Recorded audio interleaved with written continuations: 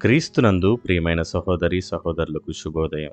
ప్రతిరోజు దేవుని స్వరంతో మన రోజును ప్రారంభించడం మనకెంతో ఆశీర్వాదకరం. ఈ ప్రభాత మేల్కొలుపు అనే అనుదిన ఆధ్యాత్మిక ప్రయాణంలో ఈరోజు మరో అడుగు ముందుకు వేద్దాం. రాజులు మొదటి గ్రంథం 12వ అధ్యాయం 24వ వచనం. యెహోవా సెలవిచ్చినదేమనగా, జరిగినది నా వలననే జరిగెను. రెవరెండ్ సిఏ ఫాక్స్ గారు ఇలా అంటారు: బ్రతుకులోని నిరాశలన్నీ దేవుని ప్రేమ విశేషాలే. ప్రియ కుమారుడా, ఈరోజు నీకోసం ఒక సందేశాన్ని తీసుకొచ్చాను. దాన్ని నీ చెవిలో చెప్పనివ్వు. ముసురుకుంటున్న కారు మబ్బులను అది మహిమ రథాలుగా మార్చేస్తుంది. నీ అడుగు పడబోతున్న ఇరుకుదారుల్ని మృదువుగా చేస్తుంది. ఈ సందేశంలో 3 మాటలే ఉన్నాయి. దాన్ని నీ అంతరంగంలోకి ఇంకిపోనివ్వు. నీ తలగడగా అది ఉపయోగపడనివ్వు. ఆ సందేశం ఏంటంటే, జరిగినది నా వలననే జరిగెను. నీవెప్పుడన్నా ఆలోచించావా?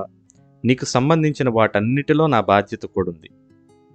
జకర్యా 2వ అధ్యాయం 8వ వచనం ప్రకారం, మిమ్మల్ని ముట్టుకున్నవాడు నా కనుగుడ్డును ముట్టుకున్నాడు. యెషయా 43వ అధ్యాయం 4వ వచనం ప్రకారం, నీవు నా దృష్టికి ప్రియుడవు, అందుకని నీకు సంగతులన్నీ తెలియచెప్పడం నాకెంతో ఇష్టం. నిన్ను శోధనలెప్పుడు అటకాయిస్తాయో నీకు తెలియచేస్తాను.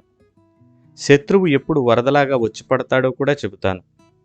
ఇవన్నీ నా వల్లనే జరుగుతాయి. నీ బలహీనతకి నా శక్తిని జోడిస్తాను. నీ పక్షంగా నన్ను యుద్ధం చేయనివ్వడంలోనే నీకు క్షేమముంది. నిన్ను అపార్థం చేసుకునే మనుషుల మధ్య కష్టకాలంలో ఉంటున్నావా? వాళ్ళు నిన్ను లెక్క చేయకుండా నిన్ను ఒక మూలకి నెట్టేస్తున్నారా? ఇదంతా చేయిస్తున్నది నేనే. ఈ పరిస్థితులన్నిటికీ ప్రభువుని నేనే. నీవిప్పుడున్న చోటికి రావడం అన్నది ఎవరి ప్రమేయం లేకుండా జరిగింది కాదు. నేను నీ కోసం నిర్దేశించిన స్థానమే ఇది. విధేయతను నేర్పమని అడిగావు కదా, ఆ పాఠం నేర్పే బడిలో నిన్నుంచాను.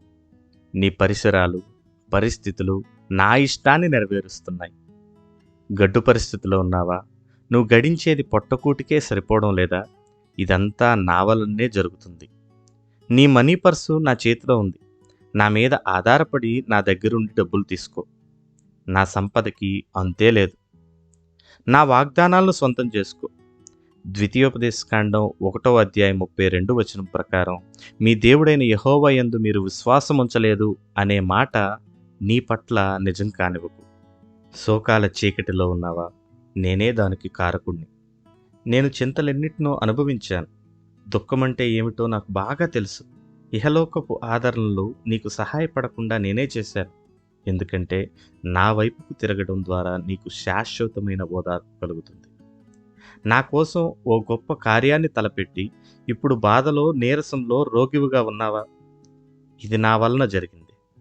నువ్వు హడావిడిగా తిరుగుతున్న రోజుల్లో నీకు ఏదైనా చెప్పాలంటే సాధ్యపడలేదు. నీకు కొన్ని లోతైన అనుభవాలను నేర్పుదామనుకున్నాను. ఊరక నిలిచి చూస్తుండే వాళ్ళు కూడా తమ ధర్మాన్ని నిర్వర్తిస్తున్నవారే. నా సేవకుల్లో గొప్పవాళ్ళు చాలామందిని పని చేయనివ్వకుండా కొంతకాలం అలా నేనే ఉంచాను.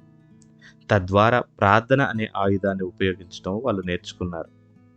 ఈనాడు నీ చేతుల్లో ఈ నూనె పాత్రను పెడుతున్నాను. ఉచితంగా దాన్ని వాడుకో. నీకెదురయ్యే ప్రతి పరిస్థితిని, నిన్ను గాయపరిచే ప్రతి మాటని, నిన్ను సహనం కోల్పోయేలా చేసే ప్రతి ఆలస్యాన్ని, నీ బలహీనతని నువ్వు గ్రహించిన ప్రతి సమయాన్ని ఆ నూనెతో అభిషేకించు. అన్ని విషయాల్లో నా జోక్యాన్ని నువ్వు అర్థం చేసుకున్నట్టయితే నీలో కలుక్కుమనే బాధ ఇక ఉండదు. ఈ సందేశం ఎడారిలో సెలయేర్లు అనే పుస్తకంలోనిది.